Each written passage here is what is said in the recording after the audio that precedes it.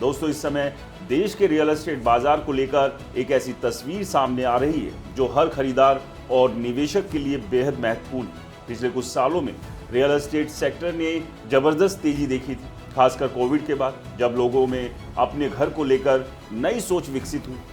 Work from home का trend बढ़ा, बड़े घरों की मांग बढ़ी और बिल्डर्स ने इस मौके का फायदा उठाते हुए तेजी से नए नए प्रोजेक्ट्स लॉन्च किए। लेकिन अब उसी बाजार में धीरे धीरे ठहराव के संकेत दिखने लगे।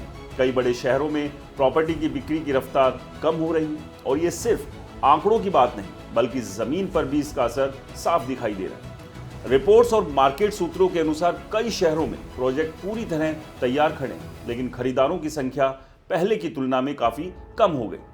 पहले जहां लॉन्च के साथ ही फ्लैट बुक हो जाते थे, वहीं अब बिल्डर्स को महीनों तक इंतजार करना पड़ रहा है। प्रॉपर्टी डीलर्स भी मान रहे हैं कि बाजार में ग्राहकों की पूछताछ तो हो रही है, लेकिन कन्वर्जन यानी वास्तविक खरीद कम हो रही है। ये संकेत देता है कि लोगों की रुचि तो है, लेकिन वो निर्णय लेने में हिचक रहे हैं। अब सवाल उठता है कि आखिर इस बदलाव के पीछे क्या कारण है। सबसे पहला और सबसे बड़ा कारण है प्रॉपर्टी की कीमतों में तेजी से बढ़ोतरी। पिछले 2 से 3 सालों में कई शहरों में फ्लैट और फ्लोर्स के दाम 20 से 50% तक बढ़ चुके हैं। ये बढ़ोतरी इतनी तेज रही कि आम आदमी की आय इसके साथ तालमेल नहीं बिठा पाई।